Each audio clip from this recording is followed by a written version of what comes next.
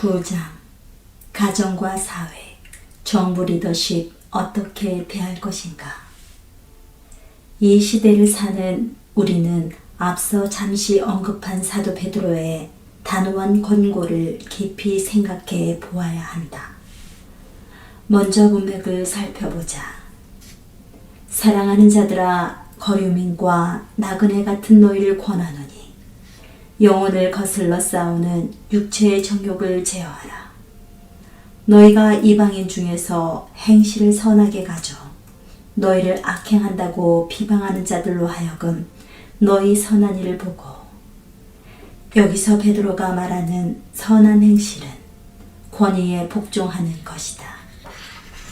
본문에서 언급하는 싸움은 권위에 불복하려는 반항적 욕망과 권위에 기꺼이 따르는 순종 사이에 벌어지는 싸움이다. 그러나 우리는 정반대로 생각할 때가 많다. 불복하려는 욕망을 아군으로, 복종을 적으로 생각한다. 그러나 이는 진실과 매우 먼 생각이다. 한편 베드로는 복종하고 순종할 때 오히려 악을 행한다는 비방을 받을 수 있다고 한다. 복종해봐야 아무 소용없다. 잘못한 것도 없는데 욕만 들으니 말이다.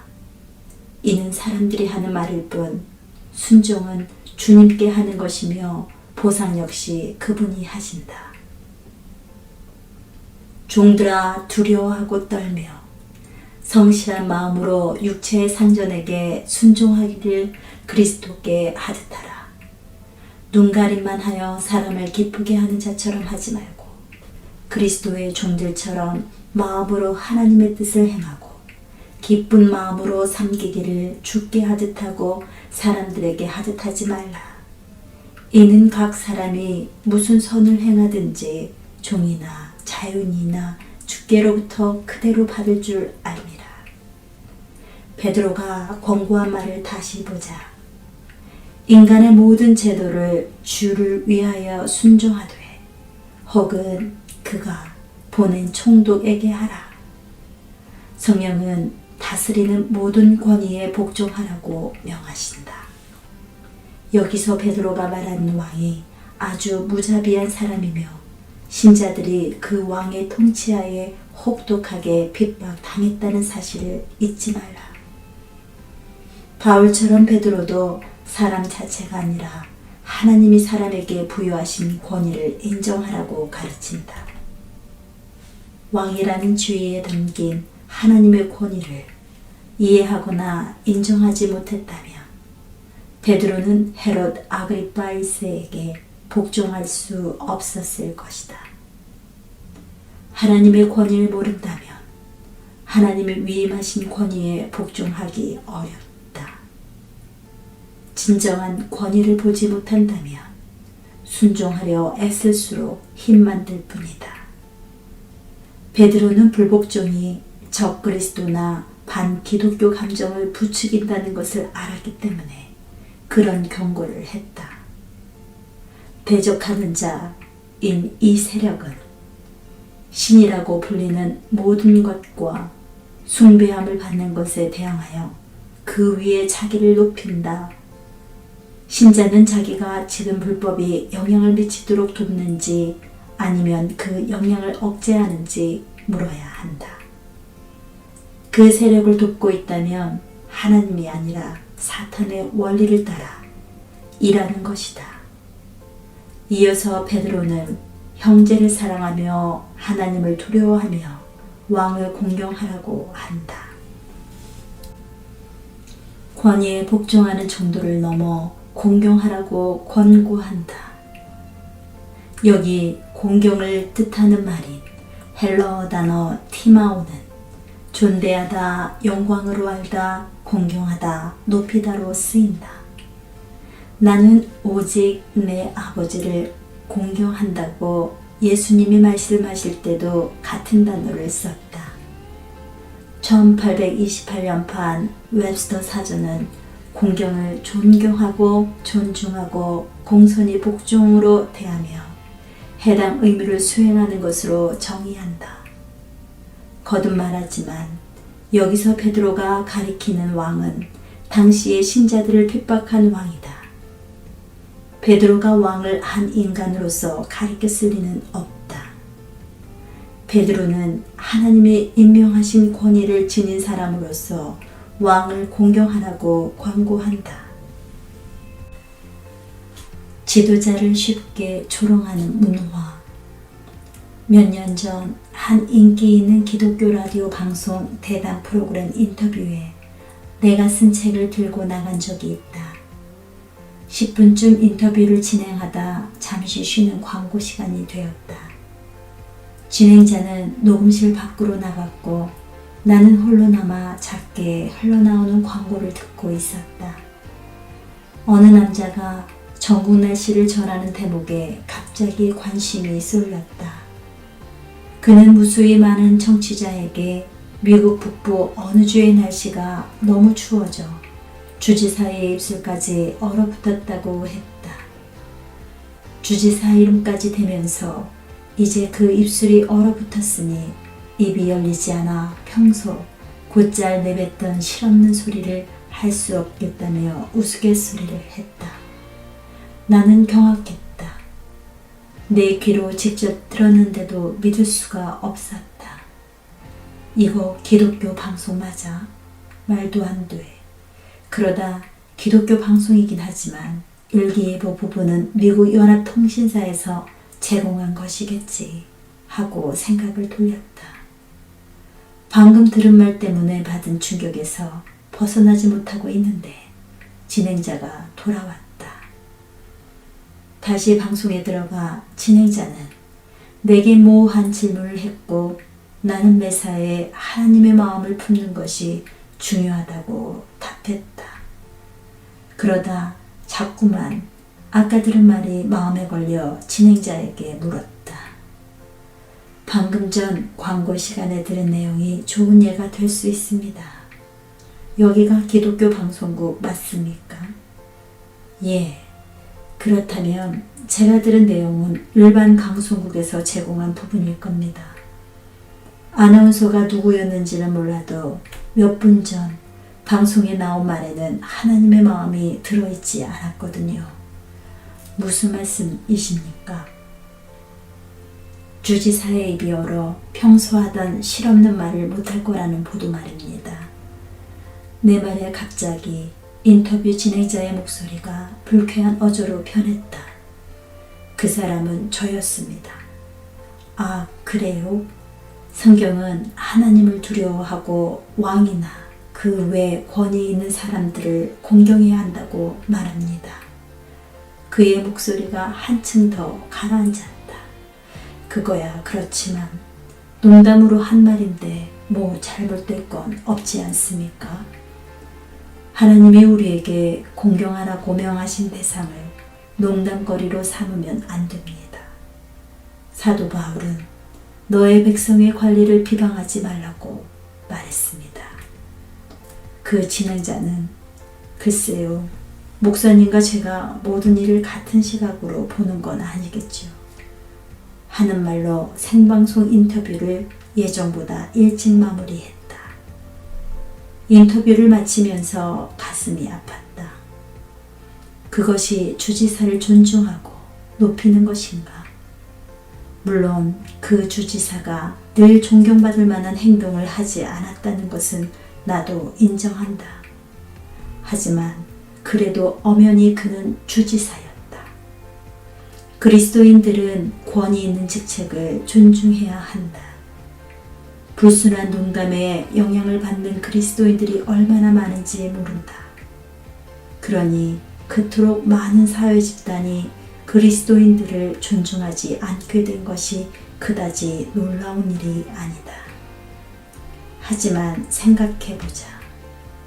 초대교회는 핍박받으면서도 그렇게 행동하지 않았다. 그들은 권위를 존중했다. 계속 지금처럼 말하고 행동한다면 우리는 이미 활동하는 불법의 세력에 힘을 더해주는 꼴이 되고 만다. 성경은 말한다. 불법의 비밀이 이미 활동하였으나 지금 막는 자가 있어. 그 중에서 옮길 때까지 하리라. 그런 행동은 성령에 대항하는 것이요. 그것은 곧 사탄의 원리다. 여호와를 경외하는 마음에서 나오는 공경. 다시 베드로의 말을 들어보자. 하나님을 두려워하며 왕을 공경하라. 하나님을 두려워하는 이들은 지극히 높은 곳에 거하시는 영광의 주님 앞에 사는 이들이다. 온 세상을 아우르는 그분의 권위를 만났고 거기에 완전히 사로잡힌 이들이다. 그분이 존중하시는 것을 존중하고 그분이 미워하시는 것을 미워하는 이들이다. 하나님이 모든 지도자에게 그분의 권위를 위임하신 것을 알기에 그들을 향한 경건한 두려움과 존중이 삶에 깊이 뿌리내린 이들이다. 권위를 존중하지 않는 것은 여호와를 경외하는 영이 없다는 명백한 증거다. 이사야는 이렇게 예수님을 묘사했다. 지혜와 총명의 영이요 모략과 재능의 영이요 지식과 여호와를 경외하는 영이 강림하시리니 그가 여호와를 경외함으로 즐거움을 삼을 것이며 그의 눈에 보이는 대로 심판하지 아니하며 그의 귀에 들리는 대로 판단하지 아니하며. 예수님의 즐거움은 여호와를 경외하는 것이다. 여호와를 경외하는 마음이 있었기에 눈에 보이고 귀에 들리는 것으로 판단하지 않으셨다. 그 라디오 진행자는 하나님이 위임하신 권위에 관한 한 여호와를 경외하는 마음 없음이 그의 열매로 드러났다. 주지사가 존경받을 만한 행동을 하지 않는다는 이유로 눈에 보이고 귀에 들리는 대로 주지사를 판단했다. 그러나 여호와를 경외하는 눈으로 보았다면 하나님이 주지자의 삶에 위임하신 권위를 볼 수 있었을 것이다.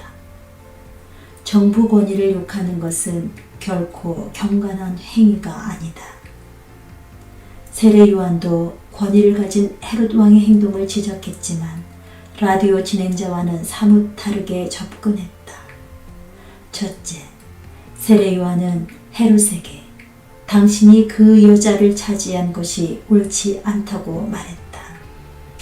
그는 헤롯을 경멸하는 어조로 말하지 않고 그가 저지른 죄 자체를 지적했다. 둘째, 요한은 하나님의 선지자라는 자신의 권위로 헤롯을 대면했다. 셋째, 요한은 불순하게 왕을 비웃지 않았다. 성경에 나오는 경건한 사람 중에 지도자 자리에 있는 사람들을 비웃은 사람은 엘리야뿐이다. 엘리야는 바알과 아세라의 거짓 선지자들과 그들이 대변하는 신들을 조롱했다. 그들은 참된 권위가 아니라 사이비 권위로 많은 이스라엘 사람들을 어둠에 빠뜨렸다. 하지만 그들이 가진 지위는 하나님이 인정한 것이 아니었다. 그러므로 그들은 공경이나 복종을 받을 자격이 없었다. 이단을 이끄는 사람들은 우리가 복종하고 순종할 대상이 아니다. 하나님이 위임하신 진정한 권위를 다시 생각해보자. 여호와를 경외하는 눈으로 권위를 보지 않으면 공경과 순종은 당연히 어려운 일이다. 그러나 말씀에 귀 기울여 보라. 육체를 따라 더러운 정욕 가운데서 행하며 죽고 나는 이를 멸시하는 자들에게는 형벌할 줄 아시느니라. 이들은 당돌하고 자긍하며 떨지 않고 영광 있는 자들을 비방하거니와 정말 두려운 것은 지금 베드로와 유다가 교회 안에 있는 사람들을 가리켜 말한다는 사실이다. 서두에서 이 책 내용을 받아들이기 힘든 사람도 있을 것이라고 경고했다. 우리가 하나님 나라를 민주주의의 사고로 볼 때가 너무 많기 때문이다. 그래서 성경에서 신념을 새롭게 하라고 명령하신 것이다. 그 라디오 진행자의 사고방식이 그 사람만의 문제였다면 굳이 여기서 언급하지 않았을 것이다. 그러나 그런 사고방식이 온 교회에 퍼져 있다는 사실을 빌 클린턴이 대통령이던 시절에 나는 깨달았다. 악을 악으로 갚는다고 선이 되지는 않는다. 1992년 클린턴이 대통령에 당선되자 나는 사흘 동안 우울했다. 그런 나를 하나님이 다루셨다. 하나님 모르게 권력을 잡는 사람은 없으며 하나님이 그런 사람들을 정하신다고 분명하게 말씀하셨다. 그 점이 분명해지면서 그때부터 클린턴의 사생활이 아니라 권위에 초점을 맞추었다. 그러자 이 지도자를 향해 마음의 참사랑이 싹트면서 그가 구원받아 진리 가운데 행하는 모습을 보고 싶다는 간절한 열망이 생겼다. 헤롯에게 세례 요한도 같은 마음을 품었을 것이다. 엄하게 지적하긴 했어도 세례 요한에게는 이 타락한 지도자를 하나님의 심정으로 바라보는 시선이 분명히 있었다. 예레미야가 자기가 추상같이 예언을 한 대상들을 위해 운 것도 그 때문이다.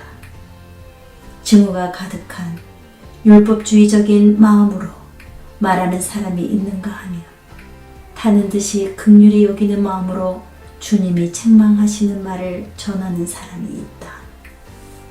자기 의에 빠져 판단하는 마음으로 다른 이의 흠을 잡는 사람들에게 주님은 분노하신다. 나는 클린턴 대통령을 향해 그런 태도를 드러내는 교회들을 많이 보았다. 1992년 순회 사역을 하면서 텔레비전에 자주 나오는 어느 극보수 해설자의 말은 꼭 들어봐야 한다는 이야기를 신자들에게서 자주 들었다. 그 해설자는 미국의 자유주의 지도자들에 대해 특히 대통령과 그 부인에 관해 할 이야기가 많은 것 같았다. 나는 여러 도시에서 매주 그런 말을 들었다. 이 열심당원들은 그 사람 말은 꼭 들어봐야 합니다. 워싱턴에서 자행되는 일을 다 폭로하고 있습니다. 라고 했다. 그들을 믿기에 나는 언제 그 사람이 나오는 방송을 꼭 한번 봐야겠다 생각했다. 텔레비전을 자주 보는 편이 아니라서 9달 뒤에야 마침내 그 사람의 방송을 보았다. 캘리포니아 집회를 마치고 호텔로 돌아와 텔레비전을 켜 채널을 돌리는데 마침 그 사람이 나왔다. 익살이 넘쳤고 튀는 넥타이를 메고 있었다. 곧 클린턴 대통령 이야기를 시작했다.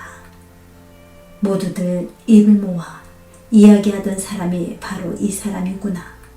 드디어 그 유명 인사의 말을 듣는다니 잠옷 기대가 컸다. 잘 들어볼 마음으로 자리에 앉았다. 20분쯤 들었을까? 그 사람은 대통령을 도마에 올려놓고 바보로 만들었다.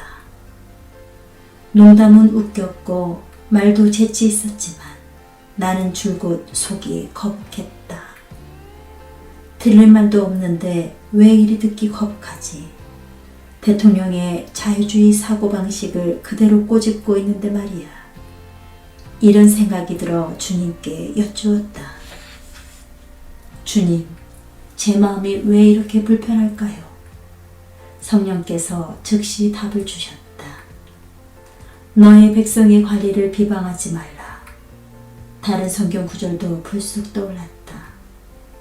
그러므로 내가 첫째로 권하노니 모든 사람을 위하여 간구와 기도와 도고와 감사를 하되 임금들과 높은 지위에 있는 모든 사람을 위하여 하라.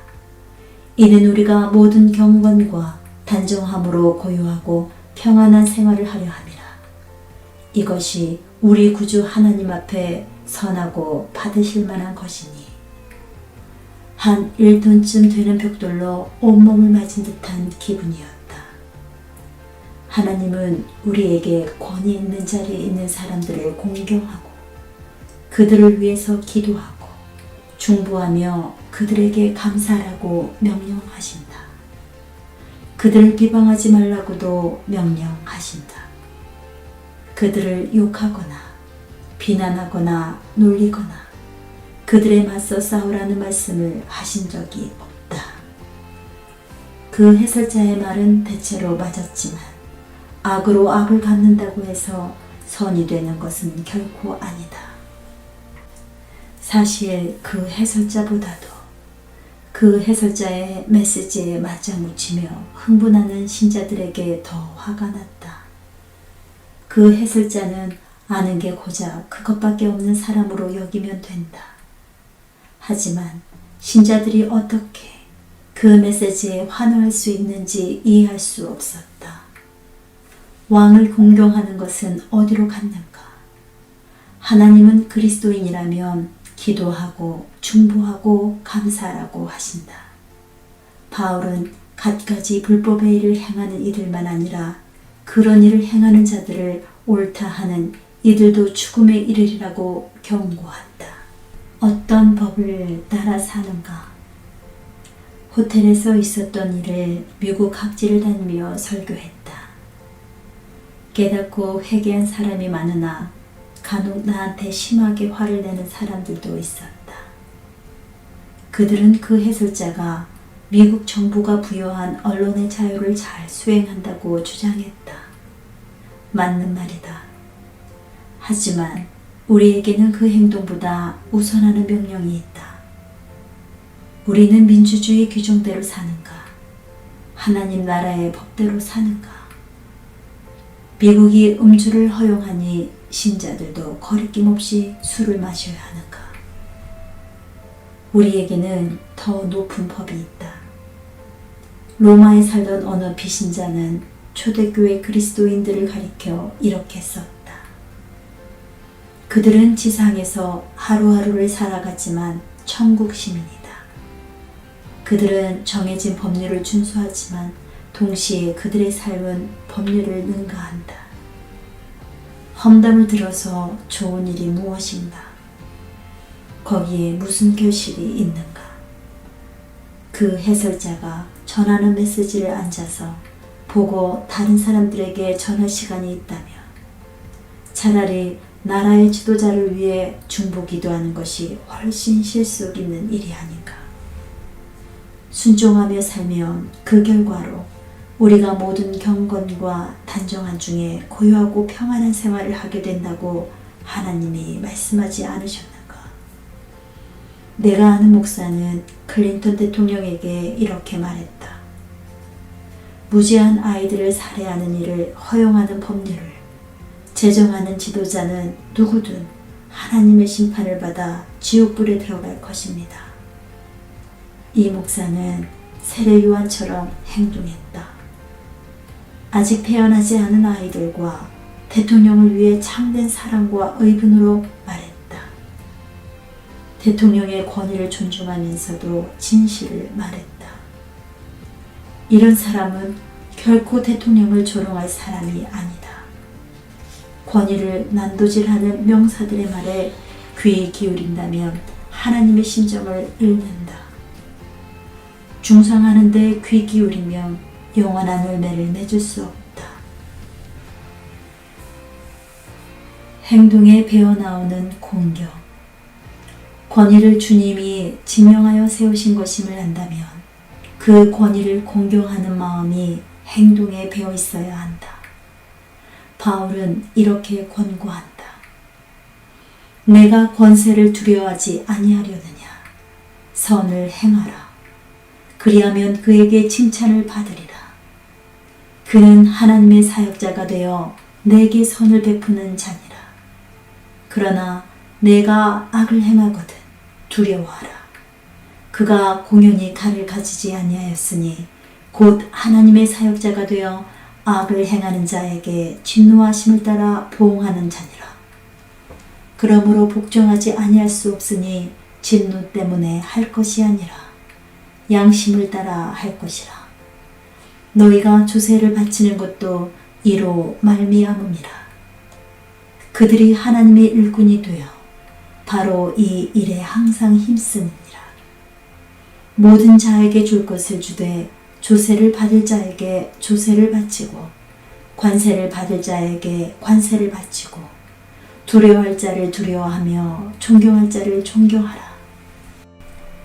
우리 시대의 이 진리는 아무리 강조해도 지나치지 않다.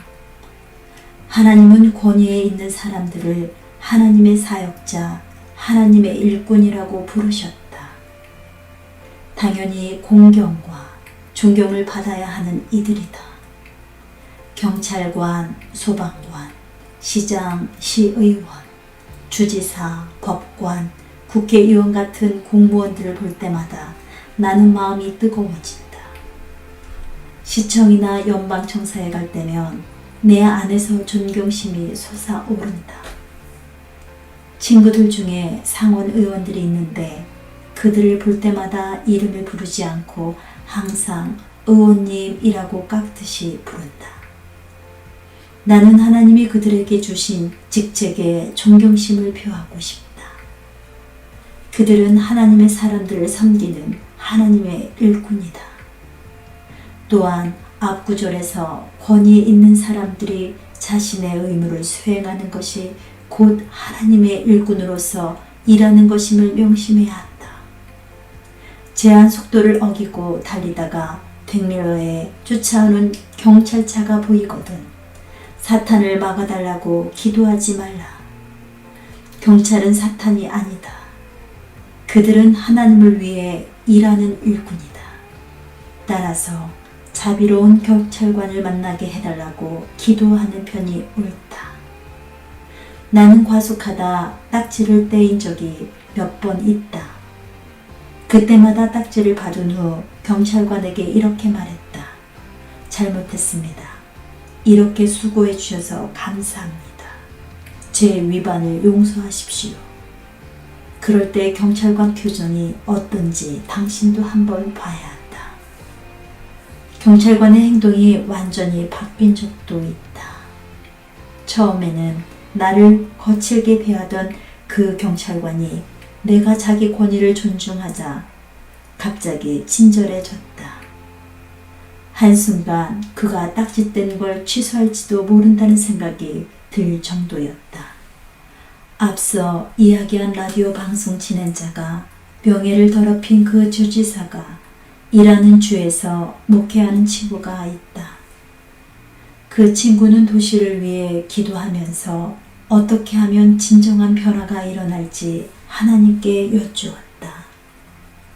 당시 그가 담임한 교회는 성도가 많지 않았다. 하나님은 그에게 시 정부의 권위를 공경하는 마음을 주셨고 좀 더 기도한 후 그는 할 일을 알았다. 그러고 나서 교회 지도자들과 함께 그 도시에 가장 필요한 것이 무엇인지 조사했다. 조사 결과 화재가 일어났을 때 소방관들이 불길 속에서 사람들을 살필 수 있는 방독면이 필요했으나 그의 시 예산에 반영되지 않았다는 사실을 알았다. 방독면 구입 비용은 25,000달러였는데 작은 교회로서는 큰 돈이었다. 목사는 교인들에게 비전을 나누었고 단 한 번의 헌금으로 필요한 돈이 모두 채워졌다. 그는 교회 지도자들과 함께 가서 시에 돈을 전달했다. 그 친구는 내게 이렇게 말했다. 존, 이 일이 시 공무원들에게 얼마나 귀한 사역이 되었는지 알면 자네도 놀랄 걸세. 그들은 교회가 그런 친절한 행동을 한다는 걸 믿을 수 없었지. 정부가 채워줘야 할 부분을 불평하는 사람들에게만 익숙했지 아낌없이 내주는 사람은 보지 못했으니 말일세. 그 이후로는 교회는 폭발적으로 성장했다. 교인들이 신축 건물을 헌당하는 날 시 공무원들이 많이 참석했고 그 중에는 지금 그 교회 다니는 사람도 있다. 이 목사의 열매를 그 라디오 진행자의 열매와 비교해보라. 세금 납부를 두고 불평하는 신자들을 많이 보았다. 세금을 적게 내는 방법을 알아냈다는 교인들도 있었다. 그들은 그것을 자기들의 법적인 권리라고 주장했다. 나는 그런 이들에게 여러분에게 주신 하나님의 명령이 그 알량한 법적인 권리보다 위에 있습니다. 하나님은 세금을 바치라고 말씀하십니다. 하고 강변한다. 이어 나는 묻는다. 여러분이 운전하고 다니는 길은 누구 돈으로 유지됩니까?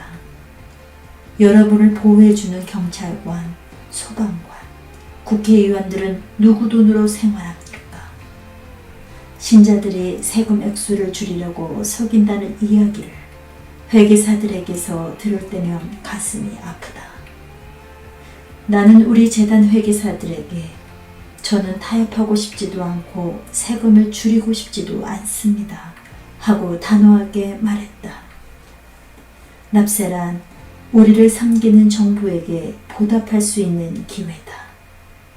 알아서 내면 빼앗길 일이 없다.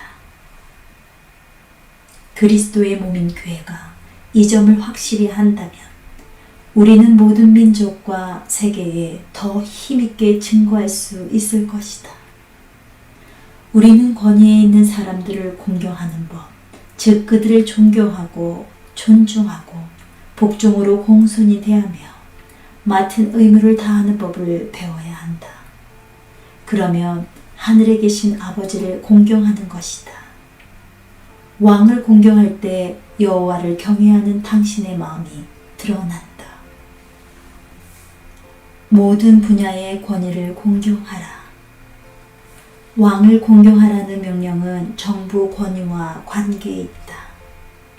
그러나 이 말씀은 다른 분야의 위임하신 권위에도 확대하여 적용해야 한다. 공경하라는 말씀이 나타난 구절들을 잘 보라. 가정과 관련해 하나님은 내 아버지와 어머니를 공경하라고 하신다. 아울러 아내도 자기 남편을 존경하라고 하신다. 사회의 권위와 관련하여 성경은 무릇 멍에 아래에 있는 종들은 자기 상전들을 범사에 마땅히 공경할 자로 알지니 이는 하나님의 이름과 교훈으로 비방을 받지 않게 하려 함이라 라고 말한다. 교회의 권위에 관해서는 잘 다스리는 장로들은 배나 존경할 자로 알되 말씀과 가르침에 수고하는 이들에게는 더욱 그리할 것이니라 라고 명한다. 30년 넘게 사역하는 동안 아이들이 부모에게 불순한 태도로 말하는 것을 많이 보았다. 아이들에게는 부모에 대한 공경은 고사하고 존경심도 없었다. 그럴 때 부모가 직접 하지 않으면 내가 대신 그 자리에서 바로 잡았다. 자기 행동이 사실상 자의 행위라는 것만 알아도 아이들은 감히 그렇게 하지 못할 것이다. 하나님은 그의 부모를 경홀히 여기는 자는 저주를 받을 것이라 할 것이요 모든 백성은 아멘 할지니라 라고 하신다. 부모를 욕되게 하는 자들에게는 이 말씀 앞 여러 장에 있는 저주가 임한다. 반대 상황을 보자. 하나님은 부모를 공경하는 이들에게 큰 복을 약속하신다. 내 아버지와 어머니를 공경하라. 이것은 약속이 있는 첫 계명이니 이로써 내가 잘되고 땅에서 장수하리라. 하나님은 부모를 공경하는 자녀에게 두 가지를 약속하신다. 첫째는 잘 된다. 부모를 공경하지 않는 사람은 삶이 잘 풀리리라 기대할 수 없다. 그런 사람은 저주 아래 있는 것과 같기 때문이다. 둘째는 장수한다. 얼마나 놀라운 혜택인가. 잠깐만 부모를 공경하여도 젊어서 죽은 사람들이 있는데 하고 생각하는 사람이 있을 수도 있다. 하지만 이는 분명히 하나님 말씀에 약속 있는 첫 계명이라 되어 있다. 자기가 본 현상으로 하나님의 약속을 부정해서는 안 된다. 하나님 아버지는 그분의 자녀들이 전혀 두려움 없이 살 것이라고 약속하신다. 너는 공의로 설 것이며 학대가 내게서 멀어질 것인즉 내가 두려워하지 아니할 것이며 공포도 내게 가까이 하지 못할 것이라. 그런데도 여전히 두려움 속에 사는 그리스도인이 많다. 약속이 자동으로 성취된다면 왜 그렇게 많은 사람들이 괴롭게 살아가는가? 약속은 기도를 통해 내 것이 되며 믿음의 선한 싸움을 통해 받는다. 아브라함의 아들 이삭이 좋은 예다. 하나님은 이삭에 관해 아브라함에게 이런 약속을 주셨다. 내가 그와 내 언약을 세우리니 그의 후손에게 영원한 언약이 되리라. 하나님은 약속을 선포하셨다. 그러나 결혼 후 이삭의 하나뿐인 아내 리브가가 불임이라는 사실을 알게 된다. 이삭이 리브가를 택하지 않았다. 성령께서 리브가를 택하셨다. 자연히 이런 의문이 생긴다. 하나님이 직접 불임 여성을 택하셨단 말인가? 그렇다. 이는 약속이 자동으로 성취될 수 없는 조건이다. 이제 이삭은 기도함으로써 그 약속을 자기 것으로 만들어야 했다. 성경은 뭐라고 말하든가. 이삭이 그의 아내가 임신하지 못하므로 그를 위하여 여호와께 간구하매 여호와께서 그의 간구를 들으셨으므로 그의 아내 리브가가 임신하였더니 약속받은 것을 이삭은 여호와께 부르짖고 애써 얻어야 했다. 이에 그는 하나님 뜻에 따라 기도했고 응답받았다. 성경은 우리를 격려한다. 그를 향하여 우리가 가진 바 담대함이 이것이니 그의 뜻대로 무엇을 구하면 들으심이라. 우리가 무엇이든지 구하는 바를 들으시는 줄을 안즉 우리가 그에게 구한 그것을 얻은 줄을 또한 아느니라. 하나님은 언약에 자신의 뜻이 어떠한지 밝혀놓으셨다. 그 약속이 있다면 우리는 그분의 뜻에 맞게 기도할 수 있다. 부모를 공경함으로써 당신은 하나님의 두 가지 약속에 의지해 기도할 수 있다. 풍성하고 잘되고 오래 사는 삶을 누릴 수 있다. 다른 이의 삶을 곁눈질하지 말고 하나님이 우리에게 주신 약속에 믿음의 기초를 두라. 지금까지 부모를 공경하지 못한 일이 떠올라 속상할 수도 있다. 그렇다면 바로 지금이 회개할 때다. 기도로 하나님께 나아가고 직접 부모님께 용서를 구하라. 지금부터 부모를 공경하라. 하나님의 약속이 당신 삶에서 실현될 것을 믿으라. 상사, 고용주, 선생님을 비롯해서 사회에서 만나는 윗사람들에게도 동일한 원칙을 적용하라. 그들을 공경하면 잘 될 것이며 주님께서 보상하실 것이다. 바울은 다른 사람 밑에 있는 사람들에게 이렇게 가르쳤다. 무슨 일을 하든지 마음을 다하여 주게 하듯 하고 사람에게 하듯 하지 말라. 이는 기업의 상을 주께 받은 줄 아나니 너희는 주 그리스도를 섬기느니라. 불의를 행하는 자는 불의의 보응을 받으리니 주는 사람을 외모로 취하심이 없느니라.